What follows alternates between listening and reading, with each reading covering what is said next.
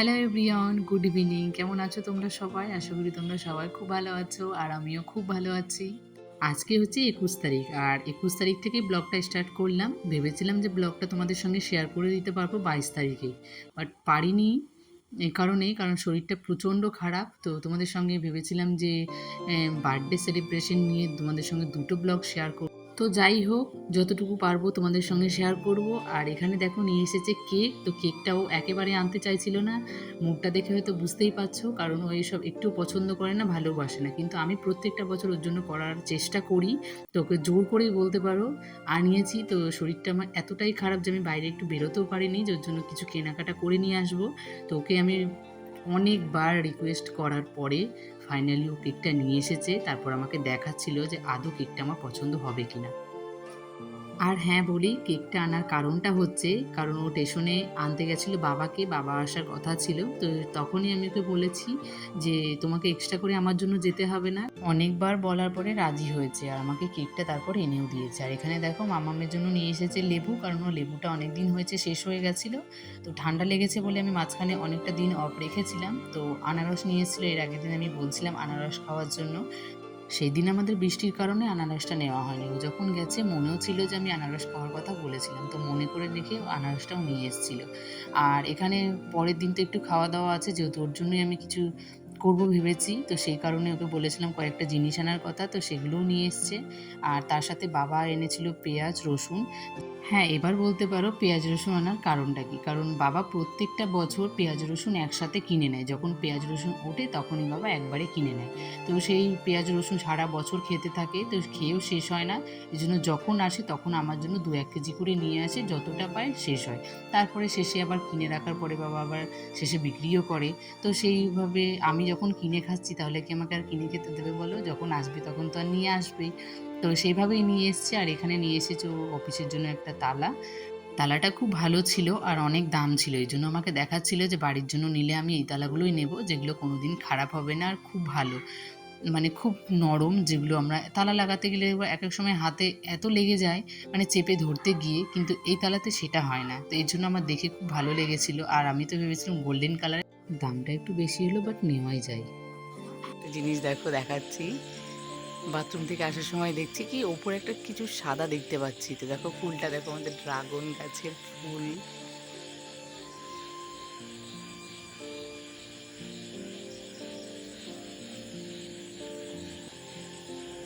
তো দিনের বেলা তোমাদের সঙ্গে ভালো করে শেয়ার করব। এখন তোমাদেরকে অল্প একটু দেখালাম, কারণ ব্লগটা এখন শুরু করেছি। এই যে সামনে থেকে দেখো, এখন বাজে 10টা 35। তো এখন থেকে ব্লগটা শুরু করলাম। আসার সময় অনেক কিছুই নিয়ে এসেছিল, কারণ পরের দিন আছে একটু খাওয়া দাওয়া, আর একটা বন্ধু আসার কথা আছে। আর ওকে তো আমি এমনিতেই প্রতিটা বছর অন্তত একটা দিনের জন্য স্পেশালভাবে কোনো কিছু করার চেষ্টা করি, কারণ প্রত্যেকটা দিন তো আর সাজিয়ে গুছিয়ে খেতে দেওয়া হয় না। তো আমি সবসময় মনে করি যে একটা দিনটা স্পেশালভাবে করাই যায়। তো সেই জন্য আমি দেখো এখানে রাত্রেবেলা একটু কিছু কাটাকাটি করে রেখে দিয়েছি, যেহেতু সকাল থেকে রান্নাগুলো শুরু করে দিতে হবে। তো ভাবলাম যে মামাম যদি উঠে যায় তাহলে তো আমার কাজগুলো আর করা হবে না। তো তার আগে আমি কেটে নিয়েছি ও বাজার থেকে আসার আগে। আর ও এখানে নিয়ে এসছে দেখো দই, মিষ্টি, তারপর আনারস, লেবু, এসবগুলো নিয়ে এসেছে। তো সবগুলো আবার ফ্রিজে রেখে দিলাম। এখনও যেন তো আমাদের ভাত খাওয়াই হয়নি। তো মাঝখানে আমরা ভাতটা খেয়ে নেব, তারপরে আবার রাতের কাজগুলো, রাতের কাজ বলবো না, কারণ রাতে টুকিটাকি যেগুলো থাকে তো সেগুলো একটু করে নেব। তো এখানে দেখো আমাদের খাওয়া দাওয়া হয়ে গেছে। তারপরে আমি দুধটা গরম করে নিচ্ছি, যেহেতু দুধটা তো আবার খেতে হবে, নাহলে আবার সেই বাসি থেকেই যায়। আর একটা দিন যদি না খেয়ে রাখি, আর জানো তো সেই দিনেরটা তখন থেকেই যায় আর সেটা খাওয়াই হয় না, আর অনেকটা বাসি হয়ে যায়। তো এই জন্য আমার হাজব্যান্ড আবার খেতেও দেয় না। ও অনেক জিনিসে বাসি জিনিসগুলো কিন্তু খুব কম খায় আর আমাকেও খেতে দেয় না। তো এখানে দেখো দুধটা গরম করতে করতে দেখছি বোতলগুলো মানে নোংরা হয়ে গেছে। আর বিশেষ করে তো সাদা বোতলগুলো ভালোই বোঝা যায়। আর এমনি বোতলগুলো তো বোঝা যায়, কিন্তু সাদা বোতলগুলো আরও বেশি বোঝা যায়। তো আমি একটু সন্ধেবেলায় বোতলগুলো পরিষ্কার করার জন্য রেখেছিলাম, যে আজকে পরিষ্কার করব, কারণ অনেকটা দিন হয়েছে পরিষ্কার করা হয়নি। আর মাঝখানে আমি বাপের বাড়িতে গেছিলাম, যাওয়ার আগে তো আমি বোতলগুলো পরিষ্কার করে দিয়ে গেছিলাম, কিন্তু আসার পরে দেখি আমার নোংরা হয়ে গেছে। আমার এই বাড়িতে আসা আমার 15 দিন হয়ে গেছে। আমার বাবার বাড়িতে ছিলাম 15 দিন মতো হয়েছে, সব মিলিয়ে 1 মাসের বেশি হয়েছে বোতলগুলো পরিষ্কার করা হয়নি। তো ভাবলাম যখন আজকে চোখের সামনে কাজগুলো দেখলাম আর কালকে 2-1টা লোকজনও আসবে, তখন তো আর বোতলগুলো নোংরা রাখা যায় না। তো এই জন্য রাতেরবেলা একটু কামরাঙা দিয়ে রাখলাম, তাহলে সকাল হতে হতে এমনি পরিষ্কার হয়ে যাবে, কোনো খাটনি নেই, খাটনি ছাড়া। এখন বাজে রাত 12টা বেজে গেছে, 1 মিনিট বাকি আছে। তো ঘুমিয়ে পড়েছে, কারণ সারাদিন কাজবাজ করে এসছে, খুব ক্লান্ত হয়ে গেছে। আর আমি এখনও জেগে আছি, যেহেতু আমি ঘুমালে তো হবে না, তাহলে তো সবাই ঘুমিয়েই পড়বে। তো আমি এখানে বসে বসে একটু ফোন দেখছিলাম। 12টা পুরো বেজে গেছে, তো আমি এখন কেকটা নিয়ে আসি, তারপর ওকে ঘুম থেকে তুলে দিই। আর না হলে কেকটা কাটতে তখন থেকেই যাবেন। আজকে কাটাবো কেকটা, এই জন্য আমি নিয়ে এসেছিলাম। তো ও এইসবে এত বিশ্বাসী না আর এত পছন্দ করে না, কারণ ও ছোটো থেকে কোনো দিন এসব পায়নি। তো তো আমি ওকে যতটুকু মানে আমি যে পারি ততটুকু আমি চেষ্টা করি প্রতিটা বছর। মানে আমার বিয়ের পরে এবার নিয়ে 4 বছর মানে হচ্ছে। তো 4 বছরই আমি এর জন্য প্রথম বছর থেকে শুরু করেছি। তো প্রথম মানে আমার বিয়ের পরের থেকে আমি শুরু করেছি। রাতে 12টার পরে আমি প্রত্যেকটা বছর আমি ওকে কেক কাটাই। আর তারপরের দিনও যদি হয় তাহলে সেভাবে একটা নিয়ে আসি, যেহেতু আমি বেরোতে পারিনি এবার, ওকে জোর করে আনিয়েছি।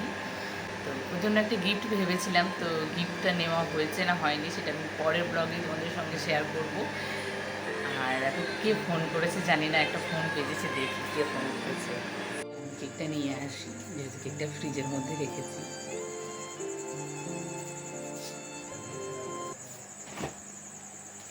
কিছু না করতে পারলেও আমার এইটুকু ভালো লাগে যে আমি প্রত্যেকটা বছর ওর জন্য অন্তত যতটুকু আমার সাধ্যের মধ্যে থাকে আমি ততটুকু করার চেষ্টা করি। আর ও তাতেই খুব খুশি হয় যে ওর আগে কোনো দিন এভাবে বার্থডে সেলিব্রেশন হয়নি কোনো দিন, কিন্তু আগের বছর এটা আরও বেশি ভালো হয়েছিল। তখন ছিল ভাই বোন সবাই ছিল, তো পুরোটা ওর অজানার মধ্যে ছিল, মানে পুরোটাই এর জন্য সারপ্রাইজ ছিল। তো ও আজ সেটা দেখে আরও বেশি আনন্দ হয়েছিল যে আমার যা বার্থডেতেও কেউ এতটা মানে খুশি হয়ে এত কিছু আমার জন্য করেছে। এটা আমার জন্য খুব ভালো লেগেছে যে এতটা খুশি হয়েছে। আর ও সবসময় অল্পতেই খুশি হয়ে যায়, ওর জন্য বেশি কিছু করতে হয় না। আর ওর খুব একটা বেশি কিছু চাইও না, অল্প খুশিতে ও খুব খুশি হয়ে যায়। তো এটা আমার সবথেকে বেশি ভালো লাগে যে ওর মধ্যে কোনো লোভ লালসা কিচ্ছু নেই। ও সবসময় ও যেমন হয় ও তেমনটাকে সবসময় মানিয়ে নিয়ে চলে। এটা আমার সবথেকে বেশি ভালো লাগে। তো আমি চাই সবসময় ও এভাবেই সবার সঙ্গে মিলেমিশে আনন্দ করে ভালোবেসে সবার সঙ্গে থাকুক। ভগবানের কাছে এটাই প্রার্থনা করব, তুমি সবসময় হাসি খুশি থেকো আর ভালো থেকো। নিজের প্রিয় মানুষটা আনন্দে থাকলে, খুশিতে থাকলে দেখলে সবসময় মনে হয় সব কিছু আশেপাশে সব কিছু ভালো। আর নিজেকেও খুব ভালো লাগে। তো দেখো ঘুম থেকে উঠেছে, ও ঘুমে কথা বলতে পারছে না আর ও ঘুমে তাকাতেও পারছে না, সবে সবে ঘুমটা এসেছে। তোমাদের কেক টেক কাটা হয়ে গেছে, এখন আমরা ঘুমাবো। লাইট অফ করো, শুধু কাজ করাই। এখন 12টা 12:30 বেজে গেছে, তো চলো, গুড নাইট।